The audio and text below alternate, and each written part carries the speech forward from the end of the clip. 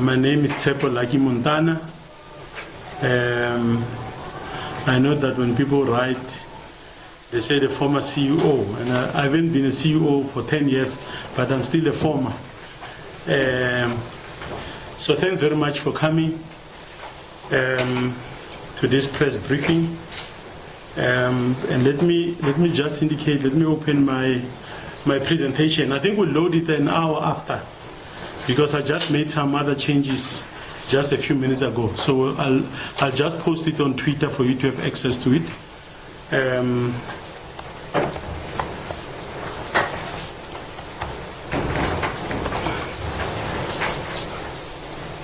I think there's been quite a lot of excitement about what has been happening. My decision to lay a charge against the Commissioner of SARS, I think that was last week, Monday. I think that was on the 6th, if I remember well. SARS gave me an ultimatum to say you must withdraw within a short period of time, or we are going to take firm action. I'm still opening, so don't panic.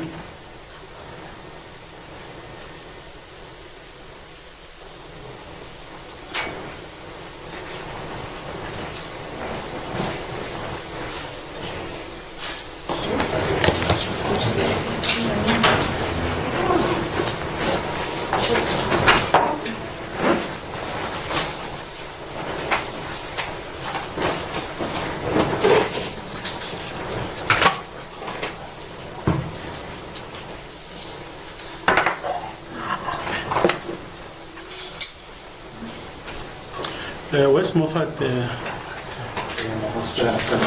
I'm been telling Roy Boss so that I can have for my voice. So you're giving me honey. Sipo, tell Moffat to put a connection. I think this thing will switch off as I speak. Can we start, guys? Of course, I don't have. This is a personal matter. It's got nothing to do with Umkhonto weSizwe. It has nothing to do with my previous life as the CEO of the Passenger Rail Agency of South Africa, PRASA. The issues we're going to discuss today, that I'm going to speak on, relate to a period 2009 and 2019. So this was almost 5 years after I've left PRASA. And of course, another 5 years before I could join Parliament as a member on behalf of Umkhonto weSizwe.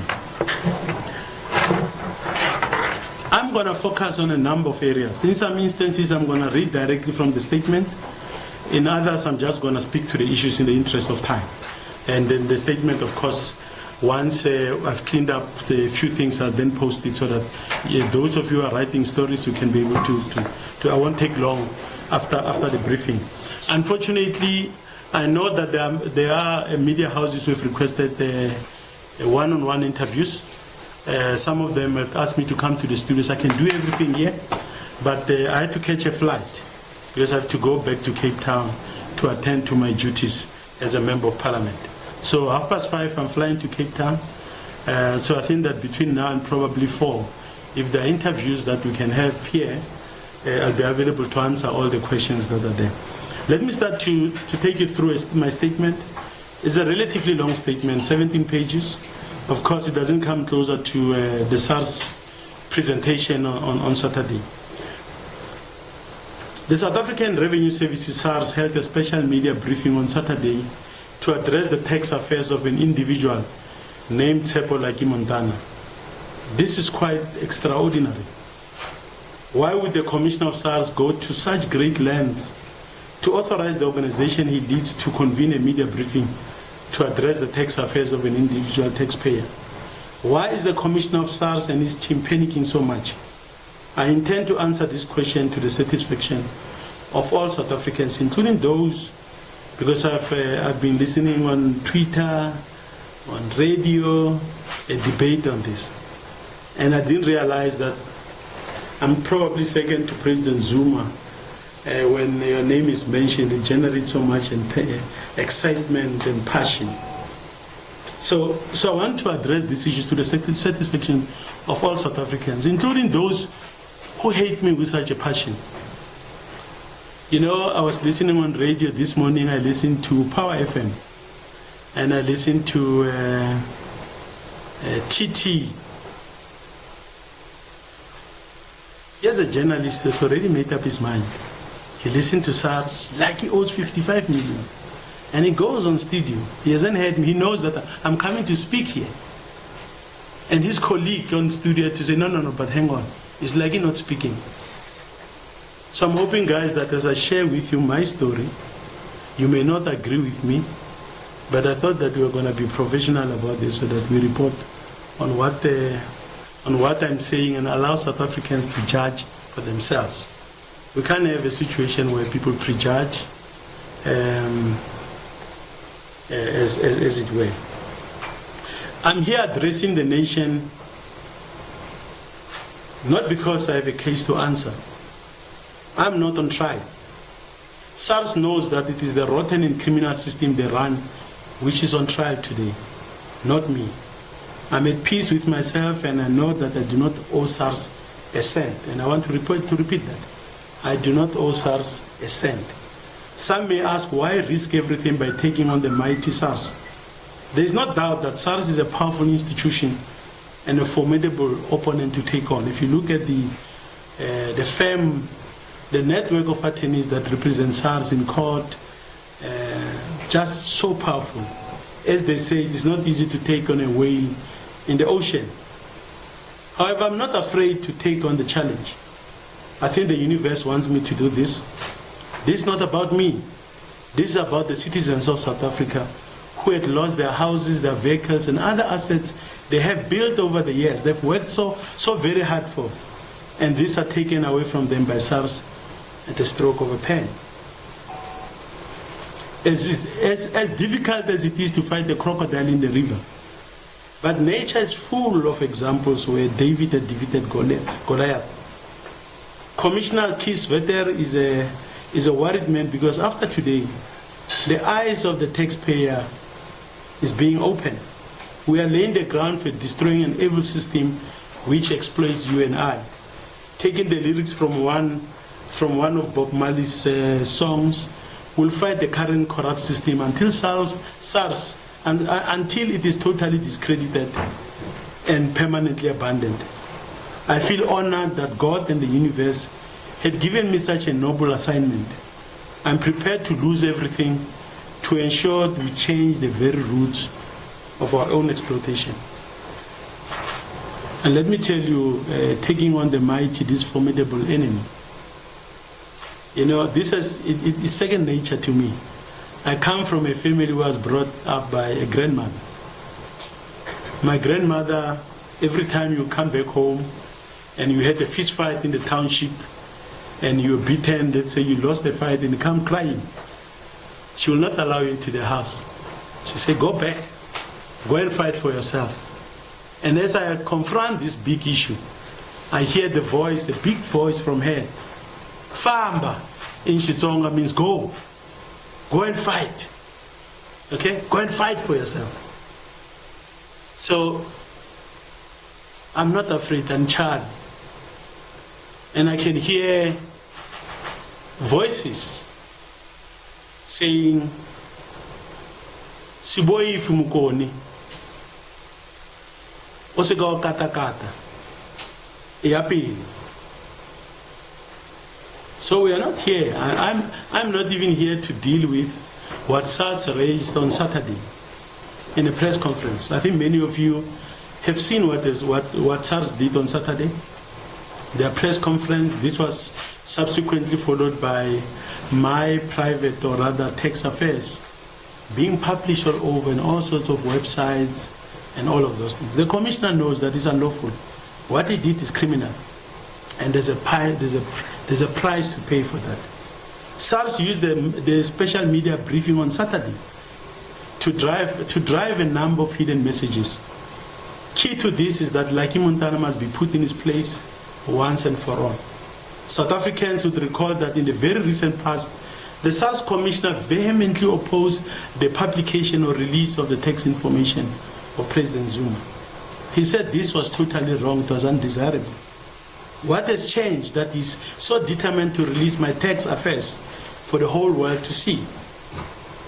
Edward Kieswetter and his team are in a state of panic, and I'll tell you why they're panicking. It is important that I start my briefing by addressing these hidden messages that they were trying to convey at the press conference before I go to the details on these tax issues. The first hidden message was to present me as a rogue, someone who fails to meet his tax obligations to the country, and could not even be found at his home address. This is a story of a man whom South Africans should not trust. You remember that we couldn't find him anywhere when we were looking for him. And I'll get into that. The second hidden message was to present SARS as in a positive light, suggesting that Lucky Montana has been given such ample time by SARS, but he kept on employing delaying tactics and shifting the goalposts. He asked for extensions but failed to meet his own deadlines. SARS is the reasonable one in this particular fight. The third hidden message is aimed at those South Africans who want to challenge SARS and follow the example set by Lucky Montana. SARS is saying Lucky Montana is a bad example. If you follow his path, there will be dire consequences for you. Of course, the white network running SARS was very cunning on Saturday, selecting a black man among the SARS team to present their message. It was important that the stance taken by SARS is not seen as a white man attacking a black man. And the black man they chose, who is Sipiti Sibeko, spoke great English and was willing to prove to the white network controlling SARS how dependable he is. What a performance by this guy, Sipiti Sibeko. I think he went home proud and told his family he dealt with that arrogant Montana. I don't know if you saw the performance there. He's probably still getting praises from the network. I've dealt with Montana. But let me go into to deal with the litany of lies and misrepresentation by SARS. And I'm coming to the heart of why we are here. Because it's important that I address numerous lies, innuendos, manipulation of facts by SARS in its media briefing on Saturday. Let's deal with lie number one. Mr. Montana owes SARS an amount totaling 55 million. The whole country knows that I owe 55 million. Is it true? And we can see that it's meant to suggest that guys like us who worked for government, state-owned enterprises before, we had accumulated so much wealth. We've got so much money. You know, for me to owe SARS 55 million, I should have earned over and above my PRASA salary. I should have earned an additional 145 million in undeclared income for the tax period 2009 and 2019. Did I earn that money? It's not true. I never had such money. I do not have this money today. Contrary to the slander by SARS out there, I live a simple and modest life. South Africans were never told during the press briefing that the disputed amount could even be far less or non-existent, as a matter of fact. From where I sit, it's non-existent, and not the 55 million mentioned in the media briefing. And let me tell you guys, let me tell South Africa, that when we talk about 55 million, 85% of that 55 million comprises of interest and penalties. So here's a man, SARS say there's 20 million gross income, which means 23 million taxable.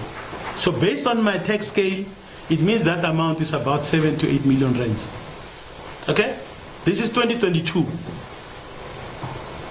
What do SARS do? When I fight with them and I challenge their assessment of my 10 years, They say, no, we're going to show him. They impose penalties and interest. So when we talk about 55 million, we're not talking about the capital amount. We're not talking about what we are disputing, which should be in the region of about 7 to 8 million rands. We are talking about interest and penalties amounting to 200% a year over the last 10 years. So they did it now. They applied it, what is it called when you go back? Retrospectively. So that is why we talk about 55 million. It's not because Montana earned money, earned 145 million and didn't declare it. SARS say in our assessment of the period 2009 and 2019, we think you made 23 million. And I'll come back to deal with the details there. We think you made an additional 23 million that you didn't disclose to the taxman. Okay?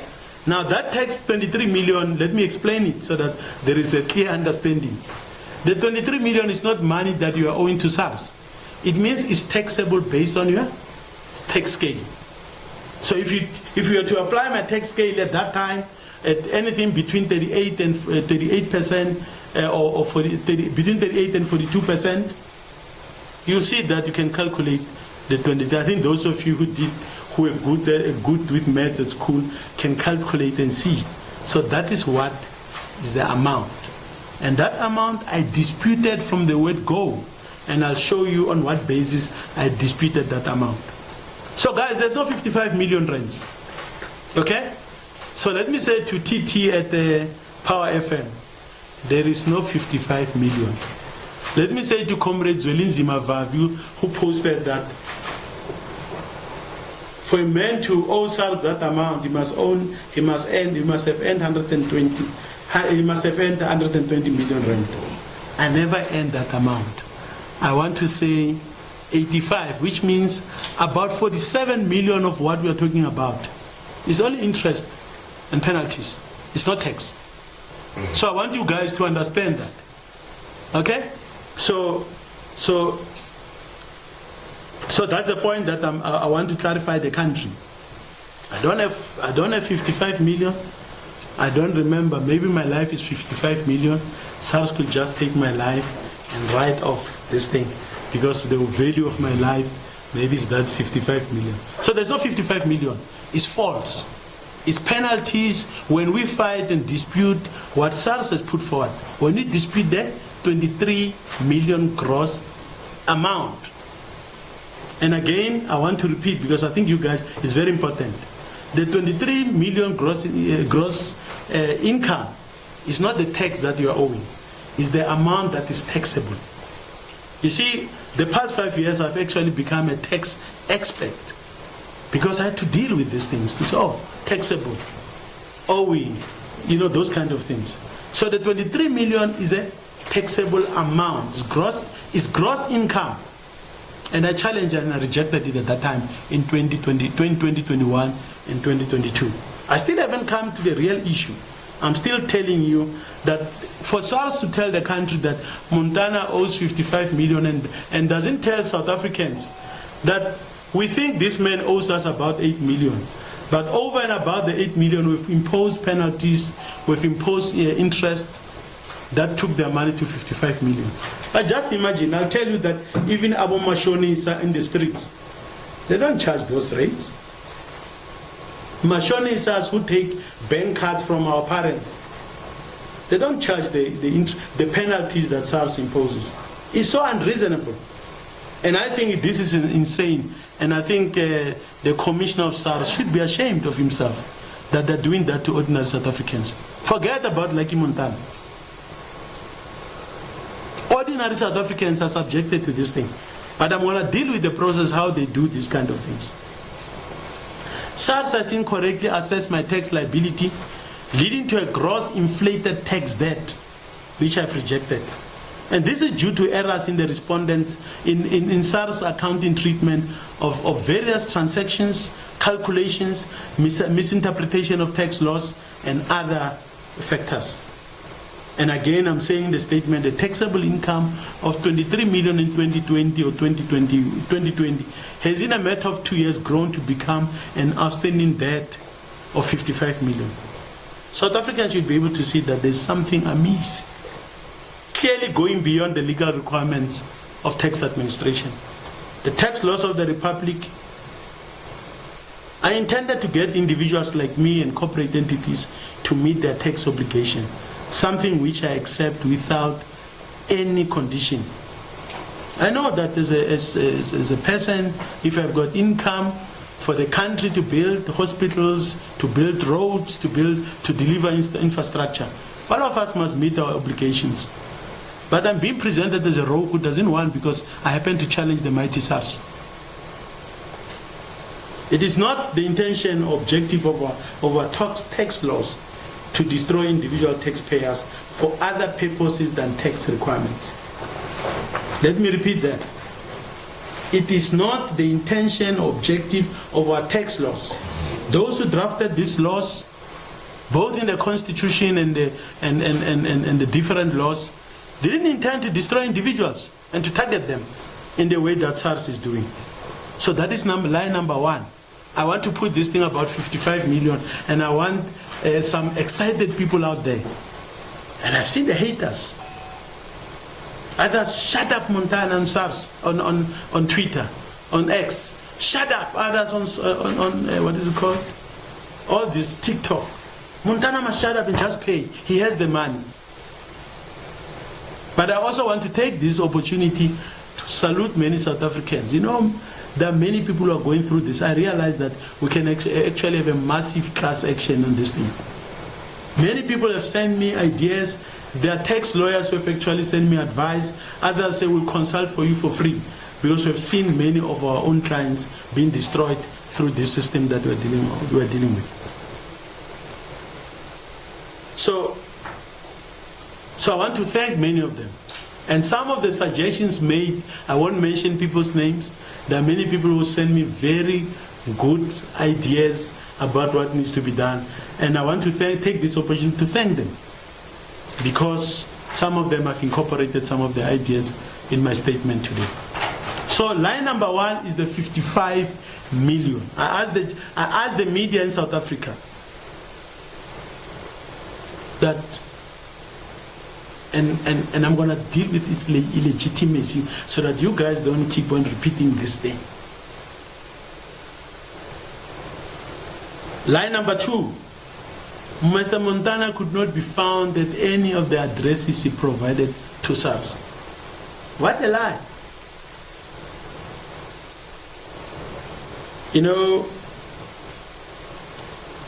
when I was going through difficult times, I went to stay at my parents' home in Mamelodi. I provided SARS. In fact, one of the houses they came to raid. They came to raid my home because they've got the address. But let me tell you something here. I saw the SARS submission when they apply for what we call substituted service. I think many of you know the substituted service. When you can't find someone where they are, you ask the court that want to serve through email. SARS appointed a professional to track me, and this professional submitted to track my residence. I hope it's not what I'm thinking it was. And this person submit and say, Mr. Montana's home, and he gives my address in Waterkloof. I won't mention the address, but I will give the F number, because finding an F number is a bit of effort, isn't it? F1242 Waterkloof in Pretoria. And this professional, and SARS included in the application. Let me tell you about this property. I sold it in 2013. So these guys who said they're the best run institution in the country, okay, who give me a tax bill that includes a capital gains on the property I sold 10 years ago. They go to court and say, we can't find him. Not where I'm staying in 2022, but because they're using an address where I used to stay. It's there. I hope, but they wouldn't tell you. They can't tell you this thing because I'm a rogue who they don't even know where I live in the country. I mean, even on that property, one of the disputed amounts, the capital gains tax, they put in their schedule on fixed property, and they said I must pay them 106,560 around that amount. So this side you are including it in your 55 million rand, the 100,000 for the property. Yet you say we're looking for him in that property. I sold it 10 years ago. How stupid can you be? So that's line number. This thing that can't be found anywhere in the country. People don't know where I stay. It's one of the lies that Mr. Sibeko, who was speaking on behalf of SARS, was saying, we can't find this man. We're trying to do that. And then I see News 24. Who's from News 24 here? Are you? I don't want to take you. That is what I'm asking. No. But News 24, of course, based on the statement by SARS. Mr. Siboko says, Mr. Montana approached SARS in August this year with a compromise offer of 5.4 million rands. That is your story. I'm not fighting with you. I'm talking about you wrote because SARS said that. Yeah. So I read the story. So I will read your stories.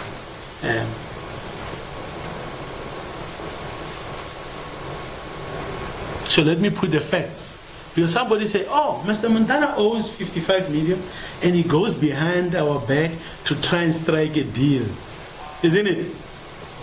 He says he rejects, but he's asking for a deal. Let me give you the facts. I never approached SARS with an offer.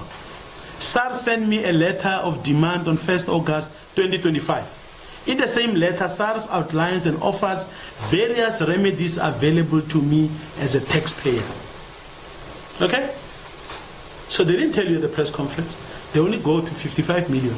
So they said there are remedies for you. On 8 August, my attorney responded stating the following. This letter is, and I quote, this letter is a formal response to a letter of final demand. It seeks to exercise our client's rights by applying for the remedies made available to him as outlined in your letter of final demand. Were you told that? When you wrote your story, did you know that? I didn't write it. You didn't, no, but I'm just saying. I imagine. So someone who writes this story, they're going to say, like he offered SARS, if they don't know that there's a letter of demand. And in that letter of demand, I'm offered remedies. I didn't go to SARS. I didn't one day woke up and say, I'm going to SARS. I'm going to SARS and ask for that. I never asked for that. I don't even want to ask for it. But I don't think SARS expected me to respond to that. They thought it's one of those administrative things. And I took it in great stride to say, hey, guys, because when we discuss with the lawyers, we say, hey, maybe find a settlement on this thing. Okay?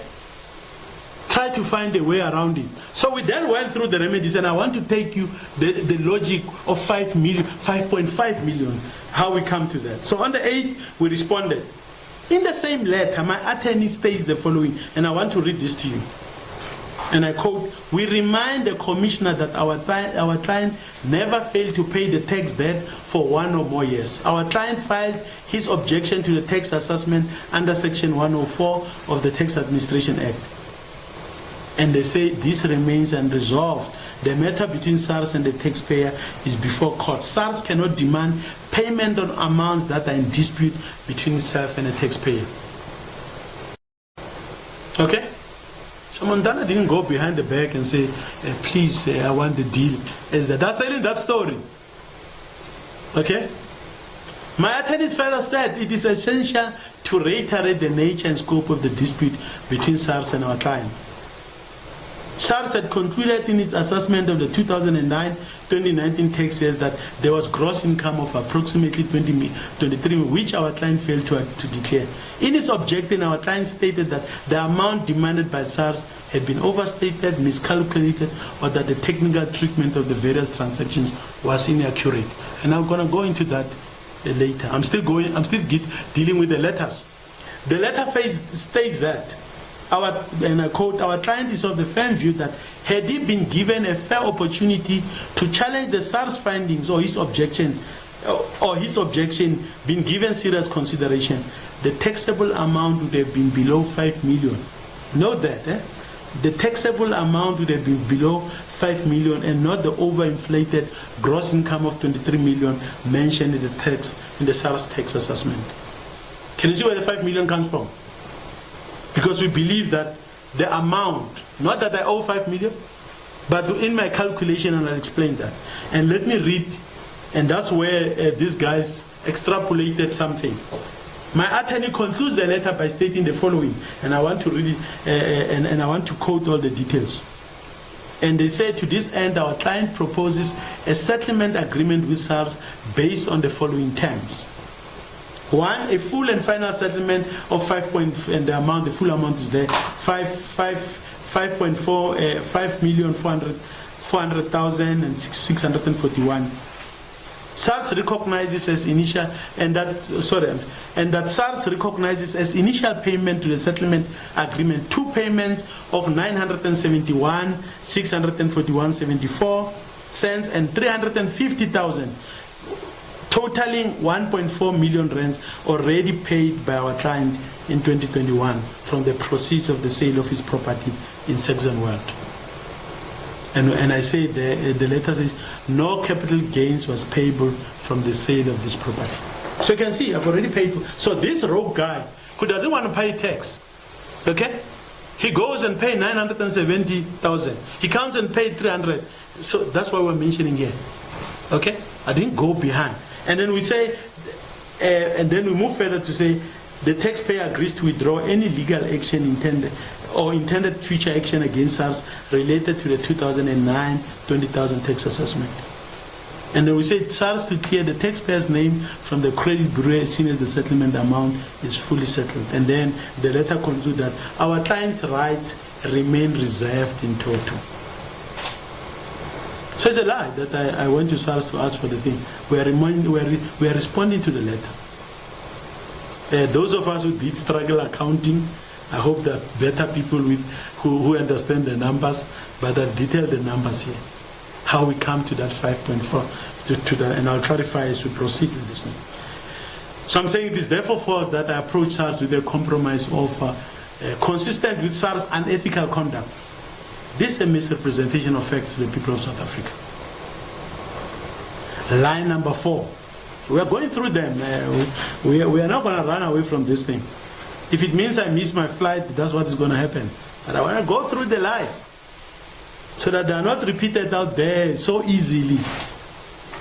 Line number 4, the spokesperson, Mr. Sibeko. Sure. Did you see the action? Did you see the movie? Well, I grew up in Mamelodi. In Mamelodi, we don't say it's a movie. Hey, we want a bioscope, my bro. We want a bioscope. We want a bioscope on Saturday. This guy say, yeah, but Mr. Montana no longer have any option to on the rescission of the civil judgment. And here I want to read in detail, because this has to do with the law, but also has to do with the judgment of the Constitutional Court. Because the Constitutional Court had made it clear that civil judgment in terms of Section 172 of the Tax Administration Act is subject to rescission. As established in the BLI vs. SARS 172 certificates, that these certificates, which are considered as civil judgments, okay, these are subject to rescission. So I'm reading over the thing. Justice Rogers A.J. reiterated the well-known criteria for rescission, which are as follows. Number 1, the taxpayer must provide a reasonable and satisfactory explanation for their default, in this context, non-payment. Number 2, the taxpayer must demonstrate that on the merits they have bona fide defense with prima facie prospects of success. This is what the learned judge said. It's not me from Mamelodi. This is so because since the procedure for obtaining a tax judgment does not necessitate a procedural response from the taxpayer, the focus inevitably shifts to the second of these requirements. It is therefore both incorrect and misleading to assert that my right to file for rescission has been extinguished, because the judge, that constitutional judgment Doesn't actually put a timeline. So I can go even after 5 years. But here's Sibeko acting. Okay? Mr. Sibeko is acting. He's telling us that no, Mr. Montana is exhausted. His options. It's a lie. Okay? And if it was said by an individual, I would understand. But this is said by an organ of state, because it's trying to put me in a bad light and actually trying to trample on my rights.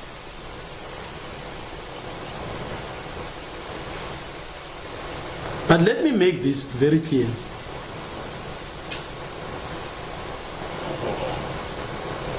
As I said, that what the judges said, the judges of the Constitutional Court, they stipulate that the taxpayer must provide a reasonable and satisfactory explanation for the default in payment and show that they have a bona fide defense with prima facie prospects of both of which are available to me. Unless if they say 3 months, 6 months, no, they didn't say that. Okay? So the Constitutional Court didn't put even timelines on that. And I heard Mr. Sibeko speaking with so much confidence. But I realized that here's a man who's speaking because he kept on saying the documents say. So he didn't have personal knowledge of what he was talking about. But he was pleasing the network that controls us. The arrogance is beyond me. He says, no, he doesn't have, it has expired. But let me tell you, the evaluation of the rescission application and whether it makes a bona fide case lies not with SARS, but with the courts. So the judge will tell me, Mr. Montana, this thing is nonsense. It's not for SARS. And here's a man, a spokesperson for SARS, who put himself, who wants to become so important. He wants to even dictate what are the legal rights that are available to me. So let me summarize my objection to SARS, so that there's no doubt that, because I've heard some people say, hey, can't like he park this thing and let it go. So if I let it go, where do I get 55 million? I hope a rich man can say, let it go, I'll pay you 55 million, the 85% of which is interest and penalties. That is why the commissioner of SARS didn't go to the press conference, isn't it? Because I lay a case against him. I laid a case against, I think, Ms. Ilse Pires. They didn't go to the press conference because they know, and I'm still coming to what is the issue here. What is the fight all about? Because if the country doesn't understand that, many of our people are going to be exploited and subjected to the kind of abuse that we are seeing.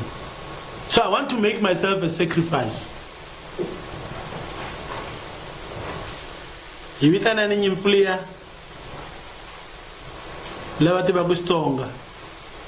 want to make myself a sacrificial lamb to help ordinary South Africans. So if it means I lose everything, I lose my house, I lose cars, or I go to jail, I think today's thing is about making sure that South Africans understand what is happening. What are the nature of my objection to the 2009-2019 assessment? And I want to link it to the 23 million and why I say I own nothing. Okay? Because some people say he's crazy. I was working last weekend in somebody said, but like surely you should owe something. Have you seen someone saying that? There's no way you can't owe anything. I don't owe anything, guys. I don't owe SARS a cent. And the commissioner knows that in my letters I've said that. Let me indicate what is the issue. And I want at the back of your mind to keep the 23 million rand in the thing. How I started demolishing that 23 million. And what SARS did when they realized that we are going to a situation where Mr. Montana will not be owing anything. In fact, at the pace and with his strategy, will end up owing Mr. Montana money. The first issue that I raised with SARS is that I'm entitled to primary residence exclusion.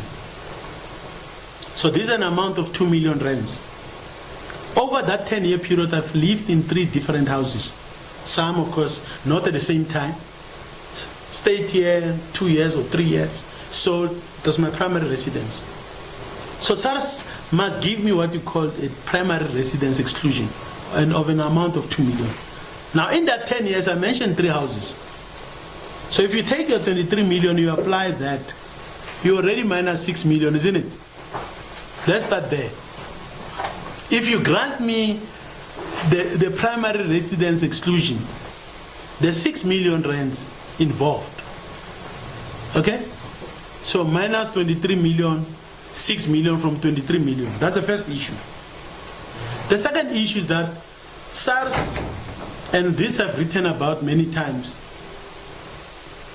SARS had an inaccurate treatment of transaction related to vehicles that I've owned in that period. Not in 1 year, not at the same time, during that entire period. When you buy a car, you sell it. And let me tell you, I never bought a car in this country for cash. I never had cash to buy a car. I had to apply, like every South African, I had to apply for a loan. What we call hire purchase, hire purchase, isn't it? HP. SARS then say, over the 10 years, you sold some of your cars. And you know what's the amount?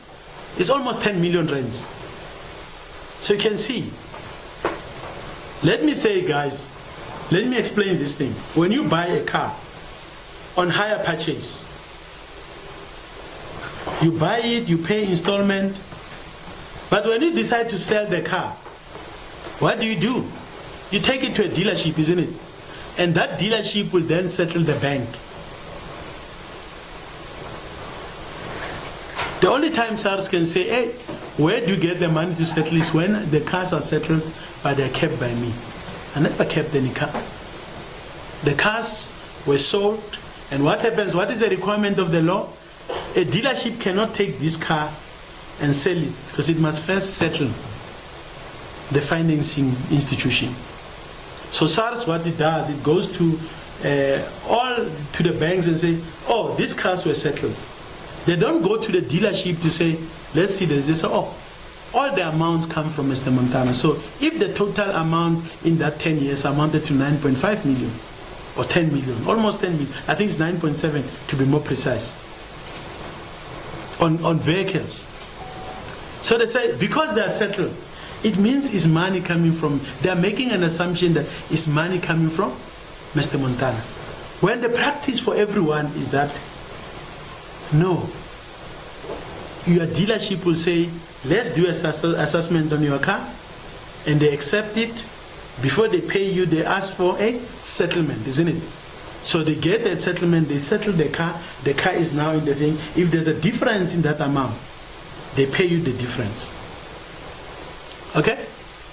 So SARS take that 9.5 and say, no, it is treated as a, in fact, when you buy a car, when the saying says every time you go out of a garage, you bought a new car, they say as soon as it leaves that station, it loses how many? 10% or 20%. You remember the saying? So in this case, cars that are settled by vehicle, what do you call them? Traders. They are not taking, they say, no, this is like his money. There's an assumption. So when you talk about 23 million, you must include this 10 million. You can see. A car, I mean, this thing is, even if from an accounting, I spoke to the accountants, the clever ones. And they tell me, but that's even if we were to deal with this, it's an asset loss. Why would they include that amount of money into a statement? So there's a 6 million, there's almost a 10 million. We're already at 15 million of the 23 million.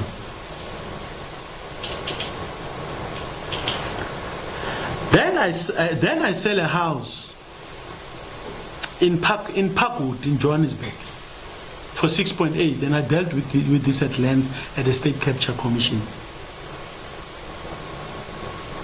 The money is used to settle the bond that I had, and another money I pay a deposit into another property. SARS accept the settlement that my bond has been cancelled. The money from the sale of my property settled the bank. But the other 2 million I paid as a deposit, they don't want to accept. They said this amount originates from somewhere else. And they've got a very clever word they use. It didn't originate from the account of the taxpayer. But the lawyer who settled my bond, who cancelled my bond, who paid 2 million, is the same lawyer who says, Mr. Montana sold the property for 6.8 million, and this is how we spend. So they don't want that because they're trying to say, oh, this 2 million, you got it from somewhere else. It should be corrupt money. But if it is corrupt money, the 6 million, the 6.8 million should be corrupt. You must also, you don't say 2 million, you must say 6.8 million, including the money that we used to cancel the bond. The lawyers, the conveyancers paid the bond. I'm not going to details, guys, so that we don't run as if this is an angry guy from the township. He doesn't want to. I want to go into the details on this thing. So this is part of the 23 million. So there's 2 million. If you treat it differently, you will see that we are sitting on 17 million of 23 million. So I was very focused on this thing. And then let's deal with capital gains tax on my properties. SARS went to, because they're chasing me, they went to the deeds office and look at the amount I paid. When I sell the property, they don't look at the base cost, they don't look at the amount that was paid in development, they don't say, no, it doesn't count. Why? Because they are trying to increase the capital gains tax so that the more increase the liability for him, we are going to get him.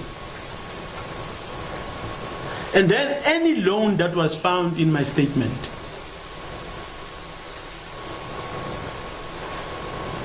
any loan in my bank statements was not converted and said it is income. That's about 5 million.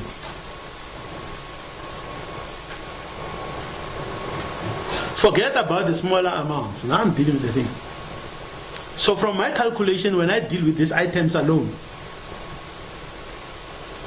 and say treat them differently, give different accounting treatment to them, and not what you are doing chasing me. There's more, but I'm summarizing the big issues. You can see that based on that alone, if you treat the cars differently, you treat CGT differently, you deal with the issues about property, primary residence exclusion in that 10-year period, you will see that I don't owe SARS. I was compromising to say we can even look at 5 million. I was being generous. Okay? I don't owe SARS. I don't owe SARS. So I want you to understand that when I say I don't owe SARS, I'm not saying it on the basis, I'm saying on the basis of this. And SARS moved out of the e-filing system to communicate and write letters to me. And I write back. And I write like a comrade. We, the people, I'm talking about myself, but I say we, the people, are not. I write to them. And when I respond, I give them this objection. They say, no, but you didn't write to us, you didn't raise your objection in terms of this of the system. But they left their own thing, they wrote me a letter. They didn't do that with my tax representatives. And then they said, no, because they didn't come through that, your objections will not be recognized. So it's like someone at work saying that my boss's SMS is not formal communication. They know my objections. Okay? So these are the, and I'm just going, I'm not going to do what SARS did and publish. I've got the same amount of information they have. But I've allowed them to break the law because I'm coming for them. They published, it's nice because they think we can get Montana. You know how, can you see this head? You see this head? Does it belong to SARS? So I don't owe SARS a cent. Then let me ask the question. Let me come to the heart of the very issue that Mr. Keys read there. And I've got nothing against. I think the commissioner knows even when I still having fights with SARS. When I see him in parliament, I greet and respect him because that's how I was brought up. And I'm not fighting with him personally, but in court, there's no matter between SARS and there's the commissioner of SARS versus Mr. Montana. Okay? So you can't expect me to take someone to court. When the people who are trying to liquidate or sequestrate me is the commissioner of SARS. So why are we here?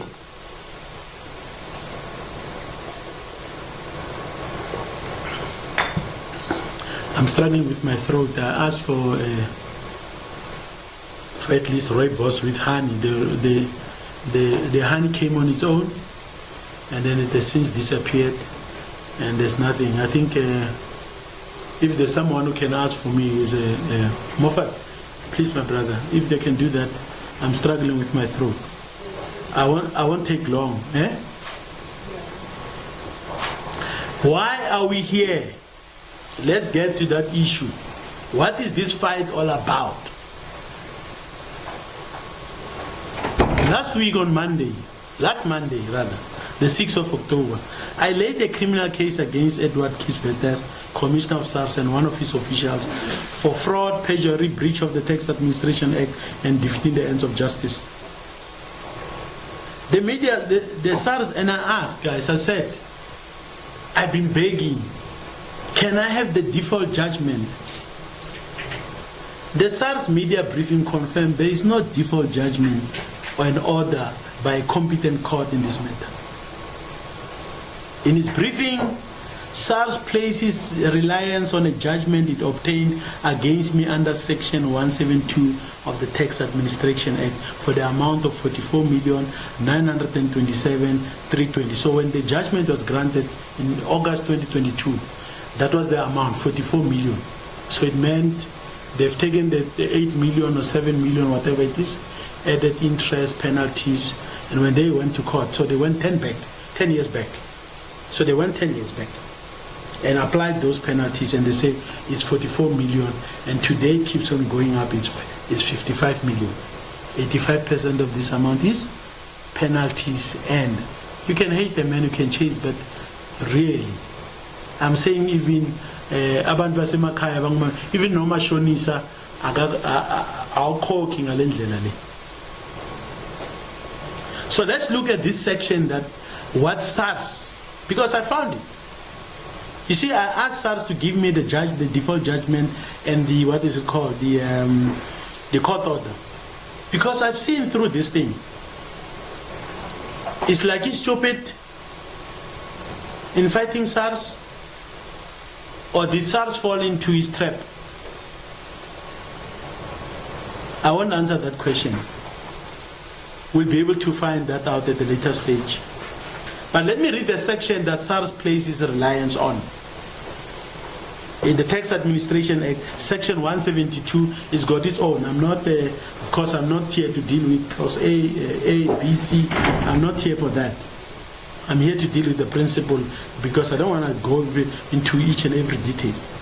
But let me read what Section 172 of the Tax Administration Act says. It says, and I quote, if a person has an outstanding tax debt, SARS may, after giving that person at least 10 business days notice, file with the clerk or registrar of the competent court a certificate statement setting out the amount of tax payable and certified by SARS as correct. And it continues, a certificate statement filed under Section 172 must be treated as a civil judgment. It's not full stop. It goes further, and that's where I'm coming in. Comma, not full stop. I know that the commissioner and his team had put a full stop. It's a comma, not a full stop. You see, one thing about some of us, we pay attention to detail. Because we don't want people to, excuse my language, to bullshit us on this kind of things.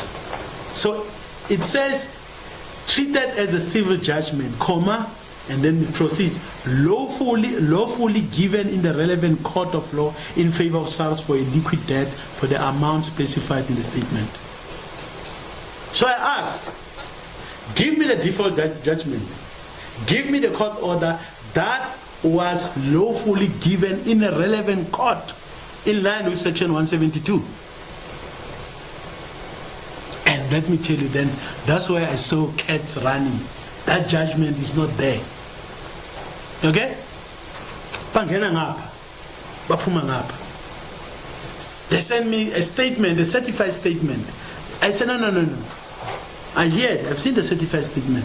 I'm asking for a judgment of a, as the law says, of a relevant court.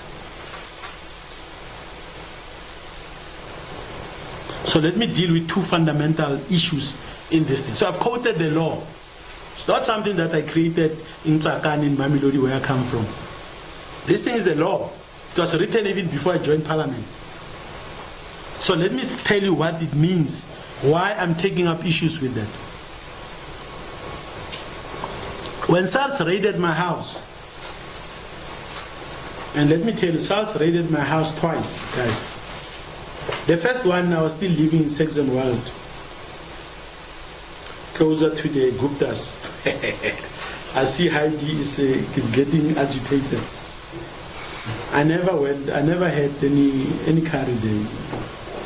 I've never been there, they've never been to my house, but we're close, very close to each other. So I had my house there. SARS came one morning. You know what they did? I was taking a shower. I had one of my security guys outside. They literally broke into my house. Broke the door, broke the gate, came in kicking doors, and I was inside. I was actually taking a shower. I could hear commotion. I came out there, and I found this guy. I say, hey, what the hell is happening here?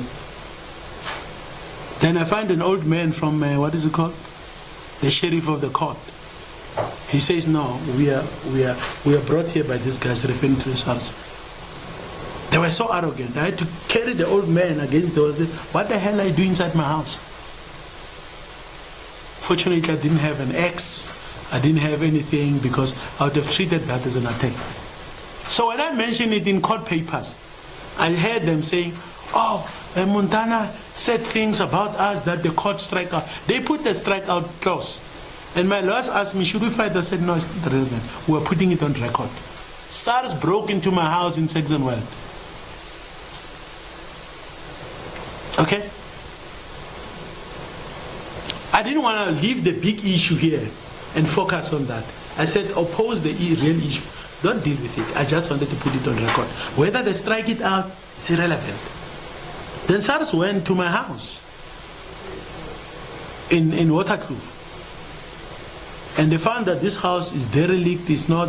Then they proceeded to the house, to my family home in Mamelodi.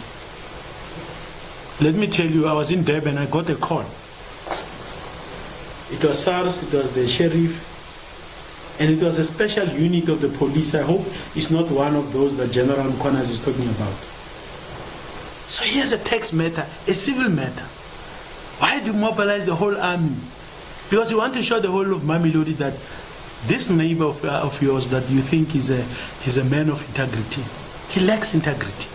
He's a criminal for a tax judgment. And let me tell you, and I agree with my friend Machela Koko, I think he asked a question on Twitter. Is owning SARS a criminal offense? It's not a criminal offense. Unless if SARS, of course, can prove that law. But this one is involved in criminality, in illicit trade. But owning SARS is not in itself. So they broke into my house. And they did all sorts of terrible things. Because they're pursuing me. Doesn't start last week because I laid a case. But let's go to two issues because I've out of the clause from the Tax Administration Act. The first one, SARS said, we've given Mr. Montana a notice before we filed the certified statement. It is not true. At the time, and let me explain this so that you guys understand. I had appointed, when we had this dispute with SARS, we then agreed that, I then said, okay, let's appoint a tax practitioner who will go into detail on this thing. And I appointed a company, and this guy then did tremendous work. But he asked for time. He said, guys, give me time. And he was starting to do work and say, okay, And they asked me, SARS said, no, we'll recognize you if you sign what we call, Mr. Montana signs what power of attorney. I signed a power of attorney. And SARS provided the guy with all the information. And he started working, but he was asking for authority to say, but you guys have gone 10 years back. You remember this fight starts when they say I owe them 1.8 in 2018, 2019. I solved it. They say, oh, now because you intend to pay this one, we're going to go 10 years. That's what happened here. So I was owing 1.9, 1.8 with interest and penalties. And then suddenly out of the blue, they want to go 10 years back. And they did go 10 years back. And then that is why we are sitting with the so-called 55 million rands, with 85% being interest and penalties. Now let me tell you, this tax practitioner was never served with papers. He was never served with a notice in line with what is it called? In line with Section 172. Providers. SARS must say, we based on what we have, that he's your man on taxes, we've provided him with this. And let me tell you, the man is on record, has given me a sworn statement that no, I stopped after I heard that there's a default judgment against you. So technically, the law says tax debt, that if a person has an outstanding tax debt, SARS may, after giving that person at least 10 business days notice. I was never given. And what is the route for giving me that notice? It's through the person that have given the power of attorney. They never gave it to him. And I thought Mr. Sibeko, in his performance at the press conference, he would say, here is it, we've given it to the tax practitioner. They didn't do that. So they never served on us. So number one, SARS is in breach of Section 172 of the very act that they want to use against me. And I've got details, you'll see in the statement, how I appointed this guy and all of those things. So I've taken serious issue with the fact that SARS had deliberately inflated even the disputed amounts so that this can reach unsustainable levels, creating conditions to sequestrate me. This is a clear abuse of the law.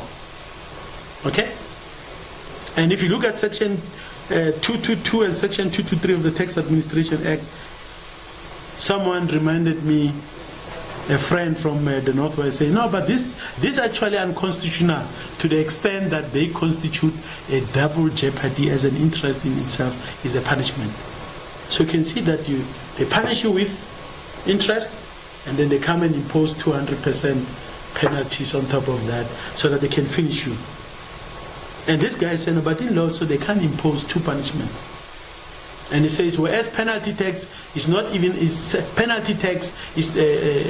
regulated compared to the interest which is regulated. So these provisions, at some stage, I want to challenge and take them to the Constitutional Court. So I want to be very clear. So this battle is not ending today. Okay, I saw they were buoyant on Saturday. They think we are at the beginning of this fight and not at the end. And I've got the patience for it. And let me bring the second issue which worries our commissioner. So the first one, he violates this thing.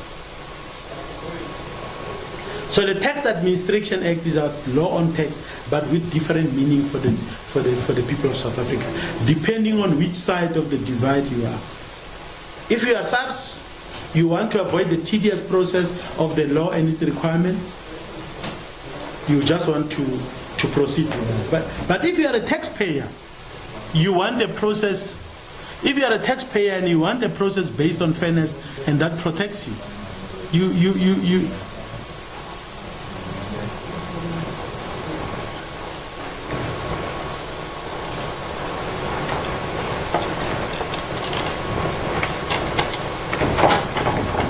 But currently we have, and let me explain, I use the word we have a booty scheme, okay?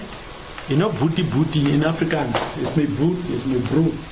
I want to show you how SARS operate so that you can understand this booty scheme. You remember the first one I said, the 10-day notice, they didn't. Let me tell you the second issue, the way they breach the law. And they expect me to find that. You remember that they can file to a clerk or register of a competent court. Okay? They can file the certified statement as SARS. But this must be lawfully given in the relevant court in favor of SARS. SARS doesn't go to court. That's the issue here. Okay? Many of our people who have lost their houses and cars and assets to SARS, they believe that they've got default judgment. There's no default judgment. By a court, by a competent court. What SARS does, they take their papers. Mr. Montana owes us, they bring a certified thing, and they ask the clerk or the thing, can you put a stamp on it? Okay? So that is why I was deliberately going somewhere when I asked SARS to provide me with a default judgment. No, but they end with, no, we're filed. But the law doesn't say file only. It says file and must be lawfully granted to you by a relevant court. They don't finish that leg. We filed, and therefore it must translate into. I ask myself, why must I actually apply for a rescission on something that is not a court judgment? Because actually from where I sit, in fact, I want to praise the Commissioner of SARS. When I read some of the, let me use Tsonga again, I'm sorry. That's my mom's language. So. Sometimes big institutions, big people, empires, they don't fall because of big things. They fall because of some very stupid mistakes they do. In Xitsonga, ibusofa. For those who don't know Xitsonga, ibusofa. So I see that, I say, how can the commission and these people make this kind of schoolboy errors? But I realize the universe is trying to save me from this thing. So there's no court order here. What happens is that SARS comes with a certified statement and say, Mr. Mkhwanazi or Mr. Mlungisi, as a clerk of the court, or as a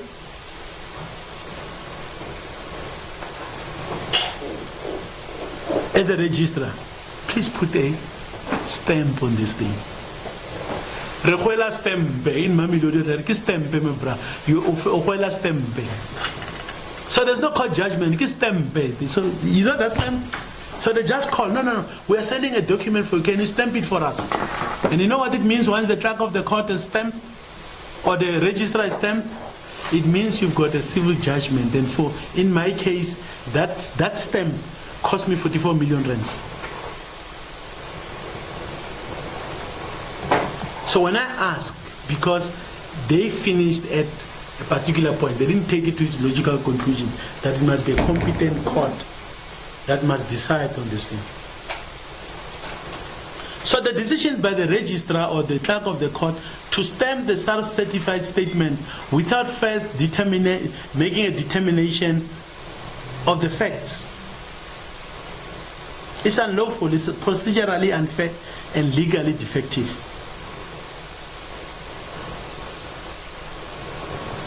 Because the clerk is not a relevant court, as the law says. The registrar is not a court. So as we sit right now, I said I don't owe SARS a cent, isn't it? I'm repeating, sir. There's no court in this country.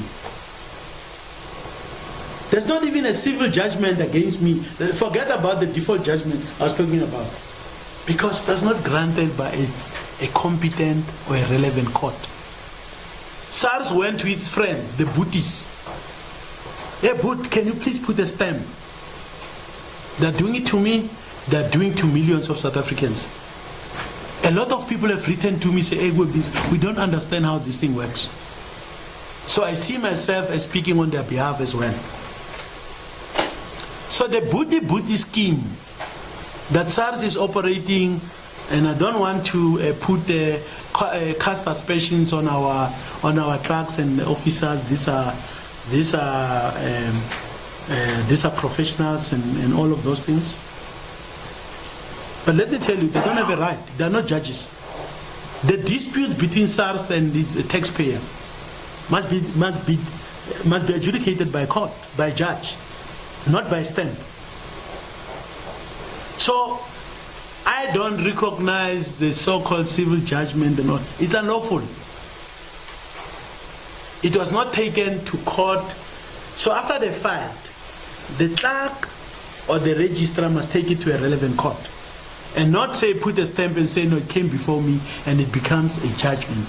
That is why some of us are facing 55 million rands. And I hope people like TT and them are listening, instead of making all the sort of comments that they're making on radio and TV.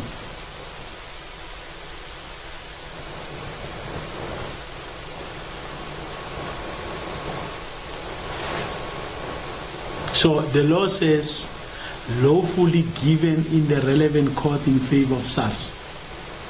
So there's no court that found that. So this guy say, you must apply for rescission. I'm asking myself, but there's no judgment by a relevant court.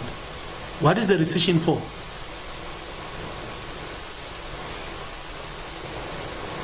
And that is why when I raise these questions, the Commissioner of SARS decide to unleash the structural forces of SARS to come after me for simply asking, where's the default judgment? Where's the court order of the relevant thing?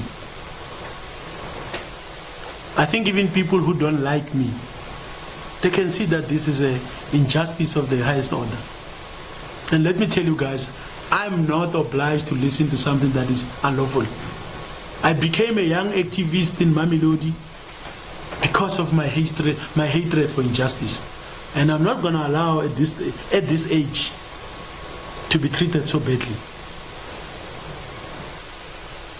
So these civil judgments that are based on stamp, and I want to mobilize South Africans. I'll get a lawyer. We go for civil claims. I'm going to go for civil claim, and this I'm dealing with in my conclusion now. Civil claims against SARS. Because they'll see, they must ask, give me which court? There's no such a court. It's a booty scheme. Hey, boot, can you? I'll bring you a Coke, I'll drop you lunch. Can you put a stamp onto that document? That's a system we are subjected to in this country. And many of you praise SARS as the most competent, it has collected. Guys who are missing the point. I think I must resign from Parliament just to assist people to fight SARS. Because this is unlawful. Totally unlawful. Well, I won't go into, I'm going to jump this section where I deal with the timelines, because SARS told you last week on Saturday, say, oh, we've done 1, 2, 3, 4, 5. As if Mr. Montana, and they said, we couldn't find, he didn't respond. I put a section, timelines in the legal process, but you read it for yourself when you receive, because I don't want to waste your time. It's there. Okay? All the details and why we had to that thing. Before I conclude, I want to deal with two things. And I want to, the first one you'll see, I ask how SARS became a law unto itself. And this has to do with politics. You see, guys like Edward Kishvetter think that they are even about God.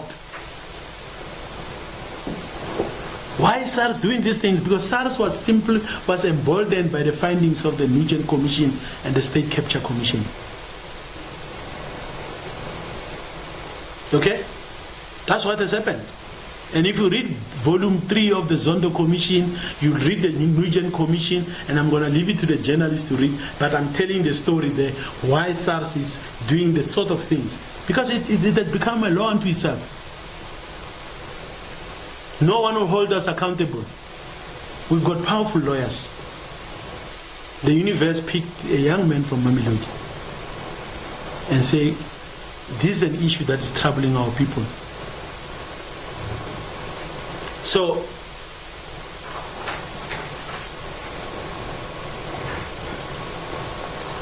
let me read one part, because this I want to put on record.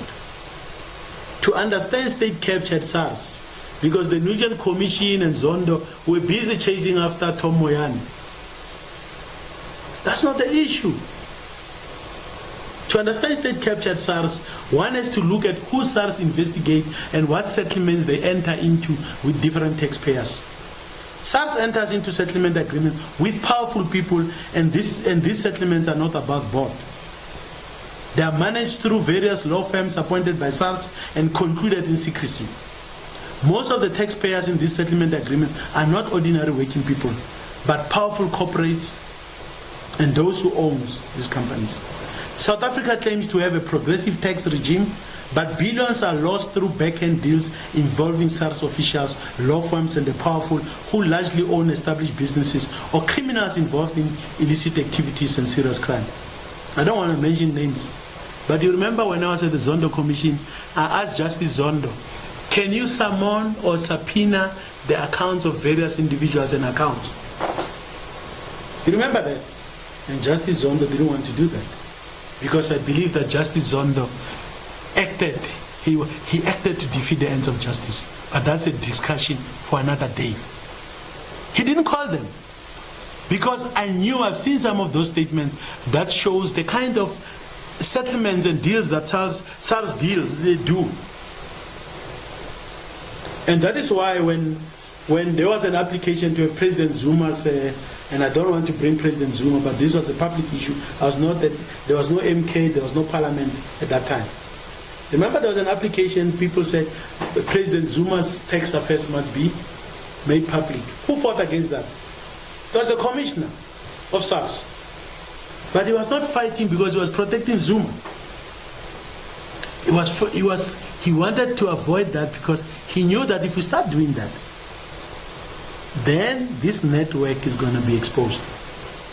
I think Parliament is not doing enough, in my view, to hold SARS accountable. I think settlements that SARS makes must be published, so that we'll be able to, and the standing committee in Parliament should be able to go into that in detail. And that's when you're going to see who SARS works for, who it says. I don't want to go into details. And let me say, if the State Capture Commission had investigated SARS and not what they were doing, and not pursue individuals, it would have found that the country was sitting with a huge problem. Justice Zondo would have realized that the Nugent Commission on SARS should have recommended far-reaching institutional reforms to the governance of the tax system. It would have even recommended that those behind the SARS rogue unit must be held accountable. So we are paying the price for those shortcuts. And I believe that there should be effective parliamentary oversight, particularly on the settlements, because that's where the criminality is. Now, in conclusion, what's the way forward? What am I going to do as Mr. Montana? I'm going to do 5 things, 5 specific actions. Like I said, that we're not at the end, we're at the beginning of this fight. And somebody's going to get hurt. And let me tell you, the universe is telling me that I'm not the one who's going to get hurt out of this thing. So 5 things that I'm going to do. The first one, I'm going to pursue the criminal case against Edward Kisweta and Ilse Pires for the misrepresentation, perjury, fraud, and abuse of power. You remember SARS wrote me a letter last week to say I must withdraw all of those things. I sent them a letter, I refused. Because they were trying to threaten me, they were trying to intimidate me. The second one, I'm going to issue summonses for damages against SARS and Edward Kisweta as first and second defendants. Last night, I finalized the particulars. for publishing these statements, for the reputational damage that is done, and for the financial losses. And I've given an instruction that I want to my lawyers to say the damage will be 50 million rands that I want from SARS. You know, you must look at properties that I owned. When I left PRASA, I thought I was going to build a property company and start working for myself and contribute to the development of our country, employ our people. All those properties I entered into business, they're sitting. You'll see that there's not actually anything because the banks can't even give me, they can't touch me. Hey, they're telling me, you owe SARS 44 million. Or you're a state capture, guys. So they have to pay. And with this publication of my financial statements, I've instructed, I personally wrote, you know one thing, I don't want to, I fight with my lawyers, I fight with my team because I write. This statement I'm reading was not written by a lawyer, it was written by me. Before I went to the funeral in KZN yesterday, I finished my statement 1 a.m. and I sent to the relevant people who needed to make comment. People I trust. I said, tell me, am I making sense? And most of them gave me feedback. Others have rejected, others have accepted. So last night I wrote the particulars of my demand of the damage of 50 million against SARS and the commissioner of the thing. And I'm hoping that hopefully in the course of this week it will be served on SARS at Lehaila SARS in Brooklyn or New Mukelnek. 50 million. Why should I sit in Parliament if the commissioner of SARS decide to give me 50 million for Mahala? But he must pay. I need to buy a cow so that I can cleanse my house for the insults. You know, as an African, you insult my family, you insult my surname, you must cleanse that. So the price, the premium for that is 50 million. So you must tell the court why he published my information for asking a simple question: where is the judgment? Okay? Share with me these things. The third issue, I'm discussing with the lawyers for us to set aside what the clerk and the clerk or registrar have done just by putting a stamp as if there was a court judgment, as if a relevant court has done that. I don't think we should go that route, but the legal team is advising me that maybe that's what you should be doing. For me, I say, why do you want a rescission on something that doesn't exist? There's no court order. I don't owe SARS. They decided to put a stamp with their friends at the High Court in Pretoria. Number 4, I've told my guys that on Friday, I think there is I'm appealing a particular matter. I think the judgment will be given. It's mute with all the actions that I'm taking. Whether the judge give it to us, and the past 2 weeks I've seen things in Pretoria. Our courts. I know the Chief Justice says, Maya, if you want to make claims, submit, give us the evidence. I don't want to do that. I've seen it with the Supreme Court of Appeal before. I'm seeing it in Pretoria. It's Montana. He can't win, even if it means to promote illegality.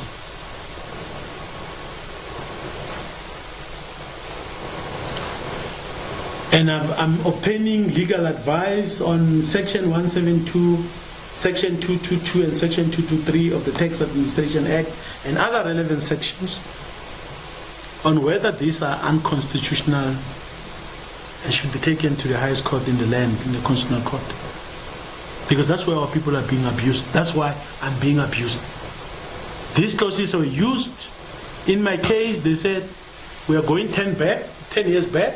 After 10 years back, what do? Then they include every amount of money in my account as gross income, as income. And so inflating it. And then when they finish this, you challenge it, then they go to their friend in the court and say, put a stamp, Mr. Montana, you're owing 44. That's what happened. And guys, I'm not going to accept it. I don't even need anyone, I don't need favors on this issue. I will never accept it. even if it means I lose everything. So I watched the movie, I watched the Bascope last week Saturday. How you as journalists in the country were being misled by SARS and his spokesperson, Mr. Sibeko. I don't want to be demeaning to him. I respect every human being. But he was talking a lot of nonsense. He was talking things he knows fuck all about. He was briefed by the cabal that runs SARS, and he was put there as a face. It saddens me to see someone that you think is clever, only to find that once you allow yourself to be used by the establishment, by the network, you don't have credibility. I can't be blackmailed by it. That is why when SARS said, we're going to publish, I said, Sir, Commissioner, I'm not going to say yes or no. You don't need my permission. If you decide to publish, because there's no criminal things in my statements. Finally, I can assure you guys that this is not, as I said at the beginning, this is not the end of the matter. We're at the beginning of this battle. There's still a long way ahead. Thank you. Can I please have my first cup before you guys bombard me? Because my throat is burning. I'm sorry.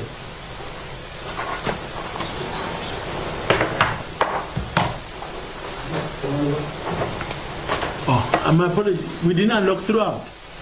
My apologies. We wanted people to have a link to this, and Moffat, you should have asked me to do that, so we've locked out quite a lot of people to hear what we had to say. My apologies.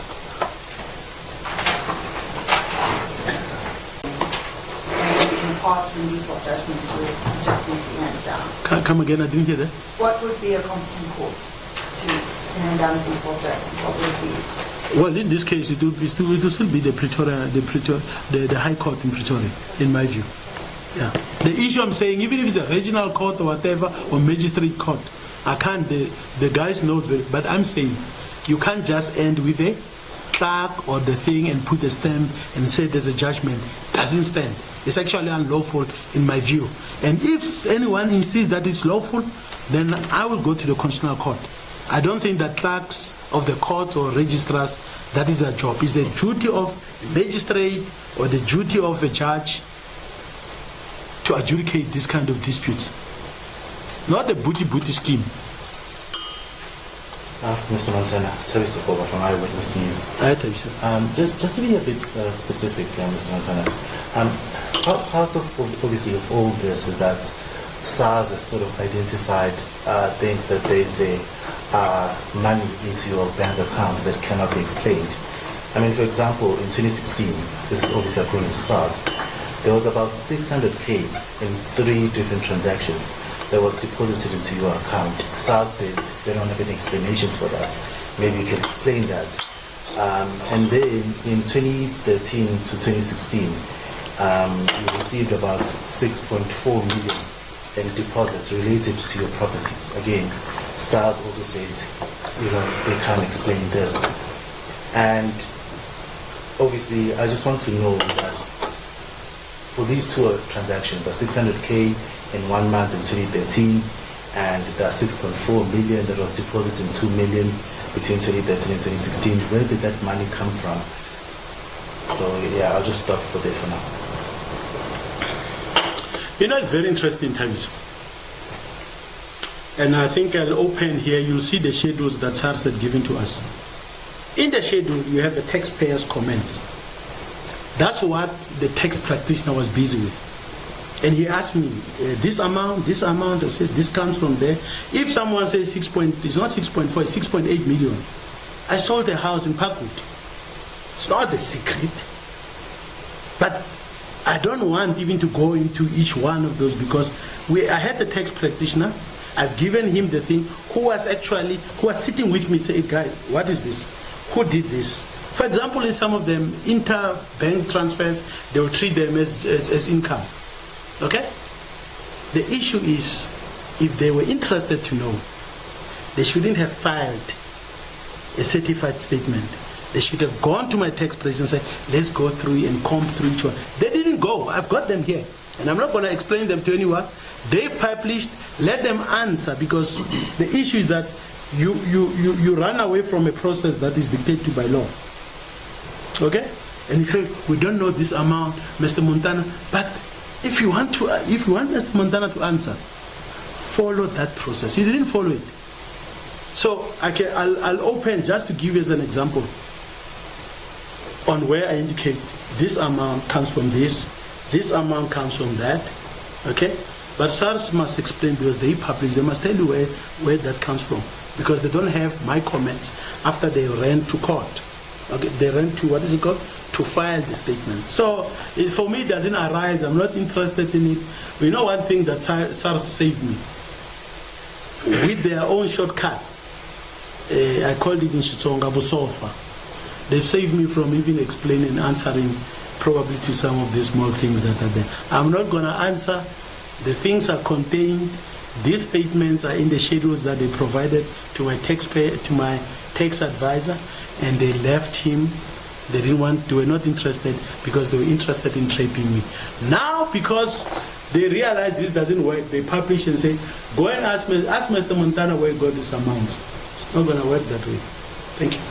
Mr. Montana, Junior Kumar from News of Africa. Hi, Junior. I think, firstly, just as a point of clarity, you spoke about an audit, I think, that was done in 2018, and initially they had said that you owe about 1.8 to 1.9. This is where it seems to have all started, and then they went back to dig a bit deeper. But in terms of that 1.8, 1.9, did you at the time agree that you owed that amount of money? And also, there's an amount of 5 million that they keep saying that you ended up agreeing that, or a compromise, reaching that compromise. You yourself say that your lawyers did write to them and said that 5 million, you could pay that, I think. But now you're saying that you regret saying that because you feel like you don't owe them anything. Where do you stand right now in terms of that 5 million? Junior, I don't think you heard me properly. And I hope the other guys heard me properly.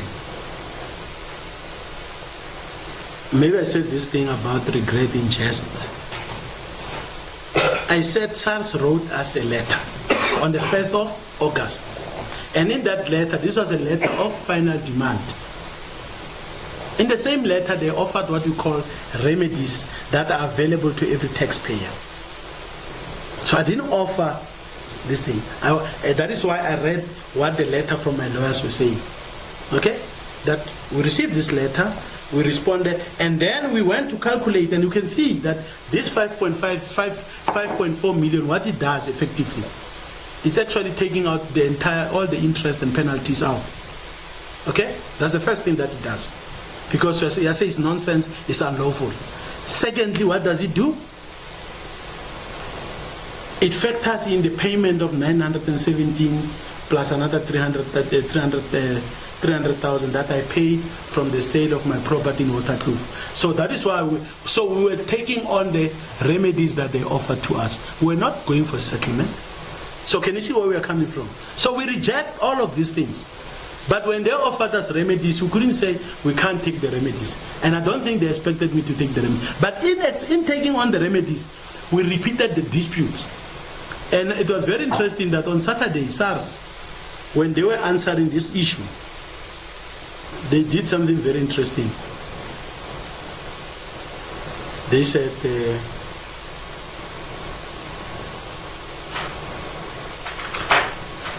to remember them, they said, yeah, but you'll not get the remedies. You'll not get the remedies if you are challenging the debt. But they gave me the remedies knowing that I challenged the debt. And even after we wrote on the 8th of August, which we told them that we reject this thing, it's unlawful. And you know what happened? They wrote us another letter and asked us to submit tomorrow. So when they were on the platform on Saturday, they were actually making a major U-turn because they know that many of you do not know that. So they gave me remedies. They gave me a letter on the 1st. So they must tell you, why did you offer Mr. Montana these remedies? And when I say, Father Christmas comes once in a year. I'm taking this thing. And I say, okay, if you want, with the remedies, because if you were to sequestrate, and this is what we're saying in the lab, if you are to sequestrate me, will you get more than 5 million? The answer is no. If you take my assets, SARS were to sell it today. So Junior, that's where I never offered. I responded to the remedies and structured in the way that exclude interest, I'll come back to interest and all of those things. So that is number one. Let's go to 2018, 2019. They said, you've got 1.6 million rands, and with interest, it comes to about 1.8 million rands. At that time, I didn't realize it was a bigger fight. And I wrote, I was angry, of course, because before they effected that, they'd already briefed a journalist, Mr. Peter Louis Mybeck. I was at a funeral, I remember. He called me, and I was so angry. There was not even a media statement. Mr. Mybeck is part of tarnishing my image. Write about him, embarrass him. He write this thing. And then that very day, they come and they invade my house in Saxon World. But you know what? Even though I said, and I issued a statement, I think this action is vindictive, it's cowardly. I said all of that. But you know what I said in that statement? And many of you must go and check the statement. I said, if I owe SARS, even though I don't know, and at that time I assumed it was for capital gains tax, I said I will accept the money, and I then made an offer. I said, I'm selling my house in Saxon World, and if it is sold, I'll pay you the money. So the 900, the 300, and the sale of some of my assets came to over 1.4 million rand. That money I paid to them. So this thing that this guy doesn't want to pay tax and everything, he's a tsotsi, he's a criminal, it's just not true. So I didn't even, at that time, but later when they, after I said I'm paying, when the money came in, then they said, no, we are now going to go for 10 years. And you know what they've done in 10 years? They've taken, Tabiso, the question you're asking. So every amount, even you see an amount that comes from my brother, your own brother, you lend each other money. I'm involved in construction, okay? I withdraw money, I pay, you know, all of those things, because you can't look at this in isolation without looking at even what my withdrawals. I had a facility at the bank, and because some of the guys who build, they don't even have accounts. It's not my problem. I pay them cash, I lend them money. So money moves around. But when was SARS supposed to get the answers for those? They were supposed to get it when I appointed a tax practitioner who I've given what we call a letter of authority, a letter of a power of attorney, and they said, no, we are not interested in this explanation. We are going to go run for the certificate, the stamp in Pretoria. So they got the stamp. They must give me the stamp. I'm no longer liable for that. It is that statement. I think that for me, I'm focusing on the 10 million. Thank you so much. Mr. Montana, Pizzo and Kaya News. Kaya News. Pizzo, yes. Mr. Montana, do you know why SARS went public to disclose that you owe them that money? What has been happening? If someone owes SARS, it's normally broken as news by the journalists as allegations. And even when you go to SARS, people will say that it's an agreement between us, the taxpayer, or the individual. Do you think this is a personal attack, and then it's a precedent that we don't know about SARS going public and disclosing such sensitive information to the public? Well, I on my Twitter account, I mentioned this. I said SARS is not going to achieve anything. Number one, it's going to issue these things. People are going to say, oh, Montana owned the house there. Montana had 600,000 there. Montana had 6.8 million from the sale of his house. It's not going to help SARS in any way. So this attempt to think that you know, for me, I've been attacked on many times. You remember how they choreographed the media after I left PRASA? You remember? Montana had properties that were bought for him by some companies. I was at the Zondo Commission. I said, here are all my properties with this bank. No one came to challenge me that. Because they thought, oh, we're going to hang him on properties. It didn't work. Then they came about toll trains. You know, you guys don't know. In toll trains, I submitted a big thing where I analyzed what are the standards and everything, why these trains are not. And I'll tell you now, I know PRASA is testing these trains, the very same toll locomotives. It's going to be very interesting. I'm waiting. Because they were choreographed. And to answer you directly, SARS is not working alone. As we speak, there is a policeman, a captain in Pretoria, who has been occupying a building, I think in Arcadia. He's been given a task, hey man, deliver this man, deliver Montana to us. I don't want to mention his name. He knows where he's sitting. And I know people who work under him, some of them say, hey, we investigated this, we couldn't find anything. But every time we go back, they say, no, you guys must go back. They must find something on Mr. Montana. So, why would SARS publish my financials, my tax affairs? There's no benefit for SARS, other than that they wanted to damage my image. But that is why, because they were trying to damage my reputation at all costs, that is why I'm pushing this demand, this damage for 50 million, precisely because they'll have to tell the court on what basis, under whatever circumstances. The commissioner shouldn't allow his team to do that. If truly he is. My only crime is that I kept on asking them about the judgment. Okay? And when I said, but you guys argued in court that there's a judgment and there's no judgment. And I went to lay a criminal case of fraud, of perjury and everything. And they got angry because they didn't want the country to know about the booty scheme that I described here at length. So guys, I'm not, but if SARS think that by releasing that information, we're going to do an audit through the media about where do you get that amount, I still have my tables. I'll include it in my book when I write about my battle with SARS. They're all there. This amount came from here. Even SARS in their letters, they're not telling you the truth. In my submissions, I tell you what this alone, this proceeds from the sale of. I'm not going to do that in the thing. Let them explain it. So they had an opportunity to get the information. They decided that they were going to run for a stamp. So it didn't work for them. Either way, they lose out. Mr. Montana, Katleholo here from the SABC. Hi, Katleholo. Sorry, I wanted clarity on the court cases. The 50 million rand that you're planning to pursue, when you started the press briefing, you said you had laid a charge against the commissioner and an official at SARS last week Monday. So this 50 million rand that you're pursuing now, is it a separate matter? No, that's a separate matter.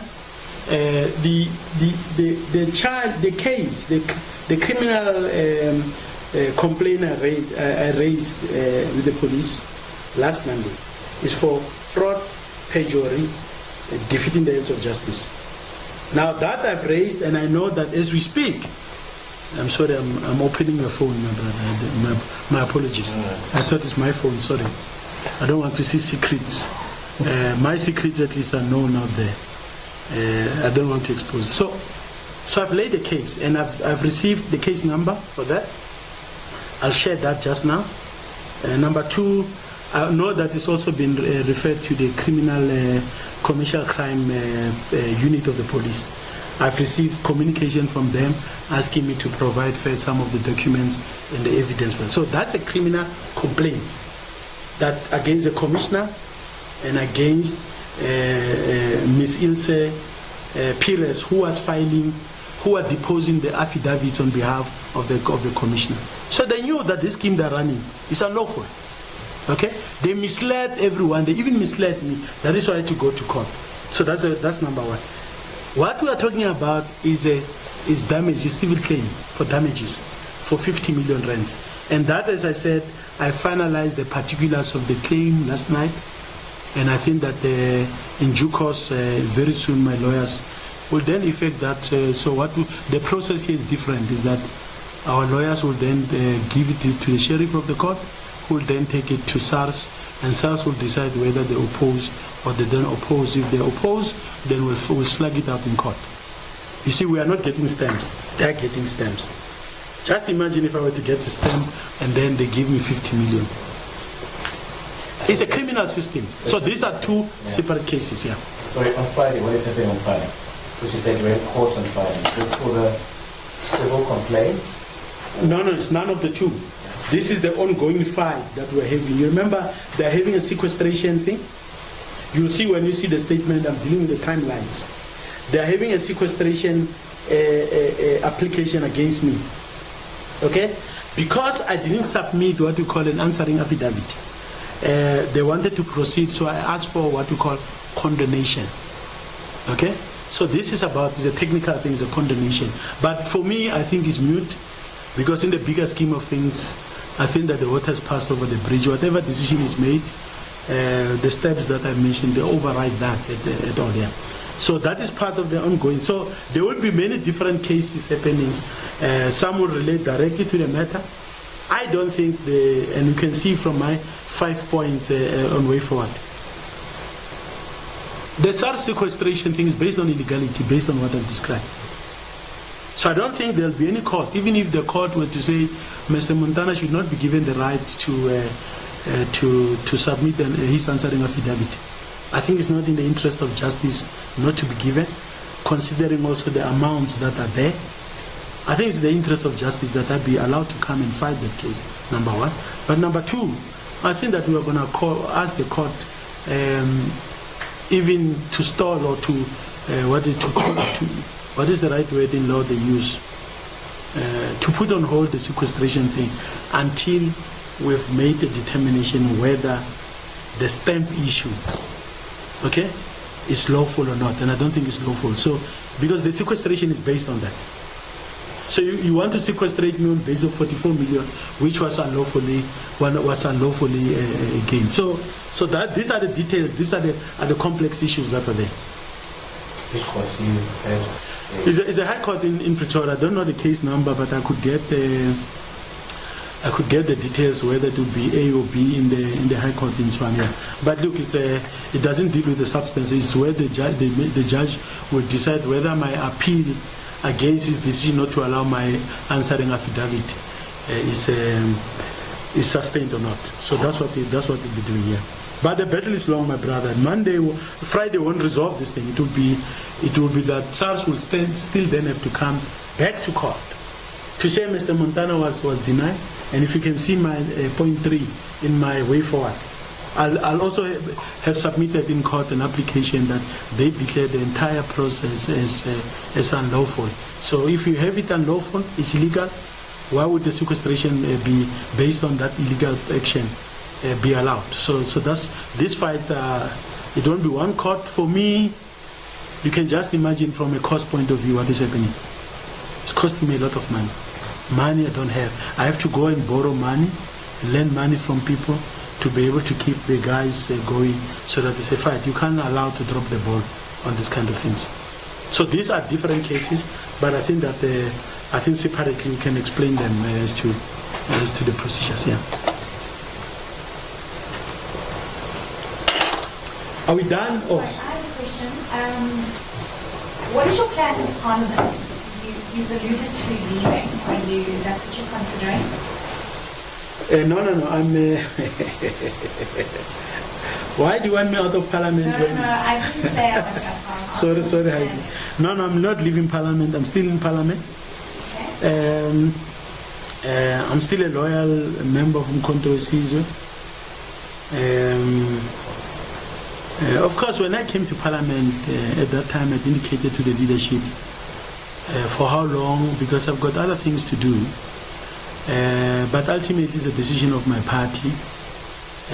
I've made certain requests to the party about how I could play my role in the party, but I don't think that so that's a discussion with the party. But with Parliament, no, I haven't resigned. I haven't indicated I'm resigning at any time soon. Yeah. But remember, I mentioned in the context of the fight against SARS here, that maybe I should dedicate full time to mobilizing our people to fight against SARS.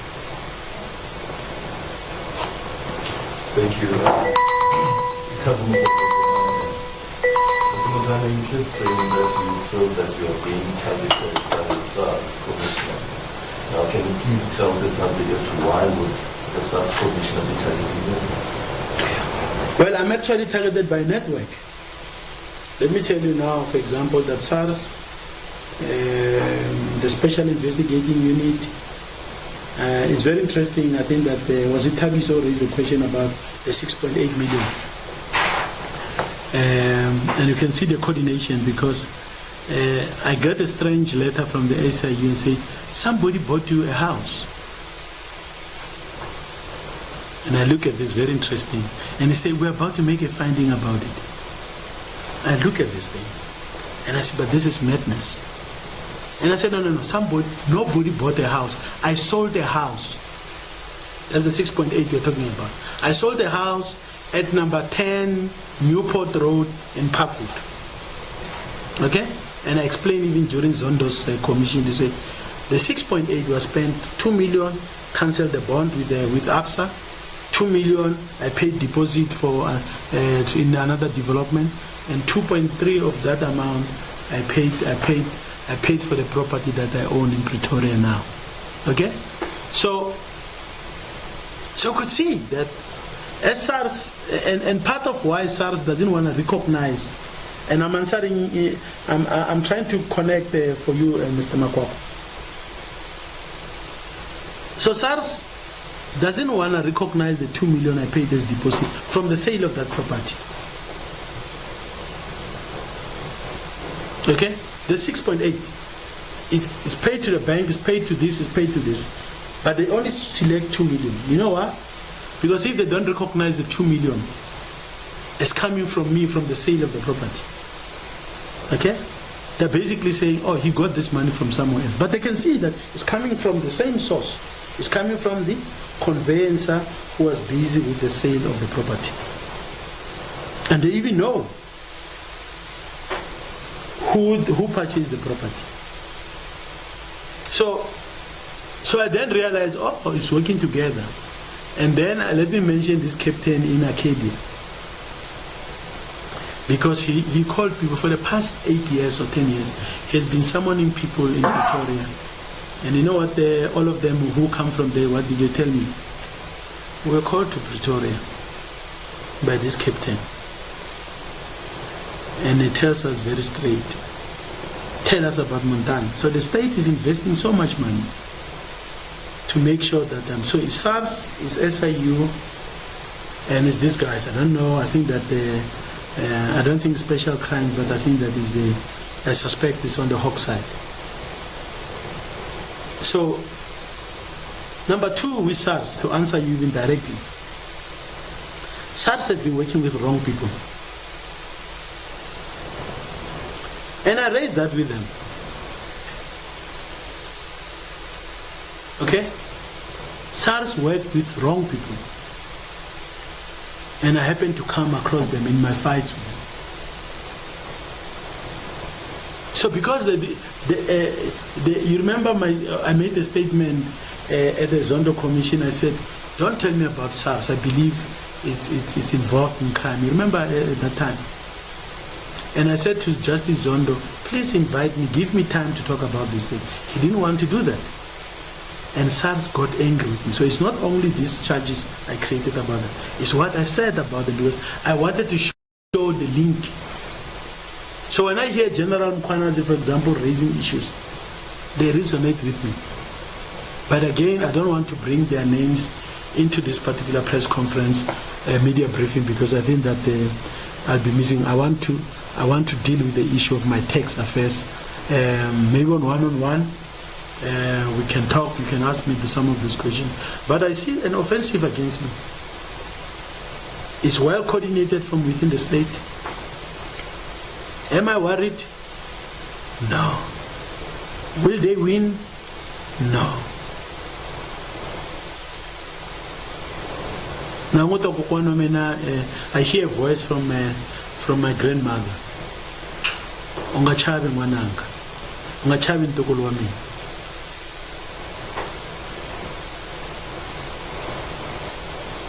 So whoever doesn't believe this thing, the booty scheme, you have to ask you in the newsrooms or your lawyers, how does it happen that people they can condemn you for 55 million just with a stamp? not a court. If a judge says, Montana, you are guilty of this, but not a stamp from a friend, that no, let's have lunch, let's go and have fish and chips, and please bring the stamp. That's what's happening here. And many taxpayers are subjected to this thing. Montana can speak out, can fight, but what about the many other South Africans who cannot do that? Is there an opportunity to still resolve these matters with SARS, maybe out of court? At this point in time, Junior asked earlier on to say the settlement, the 50 million that you're touting here, is it something that is still up for consideration? Or at this point in time, this matter will be in the courts? Again, I'm asking around your communication with SARS. You mentioned earlier on that you appointed a firm to look into your tax matters. Is that where the communication, or how the communication is going even now? Are they the ones that are handling the mandate has been terminated of the tax advisor, because the tax advisor was to respond to all the schedules and all the findings, including what you raised, okay? All the issues they find, they put them in schedules and say, how do you respond as a taxpayer? So we were in the middle of doing exactly that, okay? And then they went to take a stand, and they say, turn around, they say, we've got the judgment against you, okay? I don't want to become some kind of a hero, and when SARS say, let us talk. But SARS, no, they can't talk to me on the basis of 85% interest and penalties, okay? If we have to fine, like in 2018, I don't know who was it, or it was a junior who asked about 2018, was Eugene. Now in 2018, I didn't ask the details. I told SARS, even though I was upset, because I don't make emotional decisions. I said, even if I'm unhappy with you briefing a journalist before we deal with this issue, I'm prepared. I'm selling one of my properties. The proceeds of that, and didn't get a cent. All the proceeds went to SARS. If I have to do that today, for us to set this madness, I'm willing to talk to SARS. Okay? But if you think you're going to impose illegality on me, I won't accept that. And secondly, I think that SARS needs the commissioner. People said Edward has done well, Keith Vetter has done well, Mr. Edward. Let me not undermine him. Let me show respect. He's occupying an important position. But if there's a blot in what he has done, people say he's done well. And if indeed he has done well, before, because I think the president extended his term, you remember, of the commissioner. I think what he should be saying is that before I leave, I'm going to dismantle this thing that is terrorizing our people. He must dismantle this booty scheme and ensure. But I'm always willing to talk to SARS. My house in Waterkloof is a walking distance to SARS. If they say, hey, come into the office, but they're not going to call me like a small boy, and they're not going to do what is it called? Audit through the newspapers and the media. That chapter is closed. They've closed it themselves, not me. So why would I go back and start searching for documents of 20 years? And you remember, I didn't have a bank statement for many years. I don't even remember. You know, guys, you don't know. When I went to Parliament, you know that, and let me say on a light note, when I went to Parliament, I didn't have a bank account. Because the guys decided that arbitrarily they closed. So the first 3 months in Parliament, there was a problem. I had to find an account for them to pay me, and they said, but you have to find an account. I said, no, but give it to me in cash. I was joking. So, guys like us are being abused, are being humiliated, are being chased in this country. Banks close our accounts, no one asks. Why? Because it's like, even if the thing's substantial, they don't have. But I'll assure you, if SARS says, Mr. Montana, nominate your lawyer, or a tax guy, we sit and find. When I responded to their letter, I thought that was an opportunity for us to do that. Okay? But at the press conference, they don't want to look at themselves. You know, the courage to look at yourself is very important. If SARS look at itself and say, but have we done everything right? and then find a retreat. But I don't think they want to do that. But yes, I think that there's always a possibility for a settlement, and I think it would be foolish of me to try and close off onto that. I'm not fighting someone, the commissioner personally, or any of his team. But in the same way that probably will say, I'm not fighting like he personally. But what do we have in court? The commissioner of SARS versus Lucky Montana. So why, if it's not personal on his side, must it be personal on my side? I must respond and protect my rights. But I can confirm to you, yes, I'm willing to find a solution. Just to follow up, Mr. Montana, when was the last time they speak to you? What did they say? I haven't spoken to SARS. The only time I've spoken to SARS, I think my lawyers, that lawyer, it's tennis ball, they hit it back, but I don't think there's any meaningful, like the SABC is asking, there's any meaningful engagement to say, let's look at the issue dispassionately. I think the guys are pursuing me. They think one day, and let me tell you guys, and for me, I'm a proud African. I'm a proud man because I know who I am. But I'm not arrogant. But let me put it very clearly. SARS, SIU, Hawks, or the leadership in this country, they're not going to feed on my carcass. They will not have the honor to bring me down and have vultures feeding on my carcass. The day I'm going to leave this world is because God or my ancestors will say, now is the time for you to come and rest and sit with us. Not all these people. I respect them. I even love them. Do I fear them? I don't fear them. And that is why when SARS publishes this thing and they think they're going to audit me through the newspapers because they're afraid to see that SARS has broken the law. And because they've broken the law, they don't want to be held accountable. The answer to breaking the law is that we are going to publish Montana's thing. He has money in his but who doesn't know that I was dealing with properties? I was dealing with properties. It's a fact. I mean, really. But I'm not going to submit make new submissions. My tables are there. You'll see there my comments on property, on cash, on all of that I've answered. But they decided they don't want that information. They no longer want the tax practitioner to complete that work. They're going to get a stamp. Now they've got a stamp. What are they going to do? To show that the route they've taken has backfired. Okay? They're not getting anything. They're not going to get anything from, let me tell you guys, SARS is not going to get anything from me. And if anyone invade my house without a court order, then there's going to be a fight.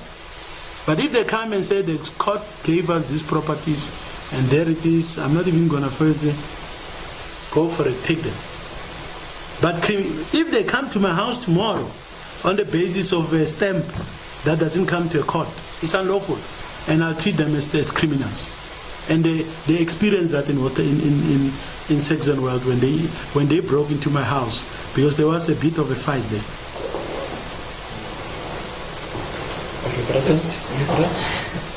You or family members? Well, I've been threatened before. I think people tried, but I don't worry about these things. Mr. Montana, Junior. Just for clarity, on the civil case, is it on the fact that they got the stamp illegally, or is it on the tax, publishing your tax information? Because they are saying that according to section 67, I think, they can publish your information. No. Yeah, I just want to sure, no. Actually, it's bullshit what they're talking about. They've said the commissioner must defend SARS. And in my letter, when I rejected their ultimatum, I said SARS is not under attack. I never attacked SARS. The issue is you breaking the law. So I laid a criminal case based on that. Fraud, perjury, and I'm not withdrawing from that. Of course, we know the process. The court, the prosecutors will decide whether the matter must be. But I've laid the criminal case there. Then let's talk about the civil case. This is me pursuing damages for what SARS has done to me. I've lost a lot of money. I'm sitting with properties which I can't even put a roof on. Okay? So that is a claim, and that is why I'm saying I did finalize the particulars of the claim, of the damage, and that is for 50 million. That's what I'm going for. Those are two separate matters. Are we done? Last round. 3, 2, 1, gone. Thank you guys. Thanks for coming once again. And thanks to those, Moffat, did you have people connecting? Yes. Okay. Thanks very much. I really appreciate it. Thank you.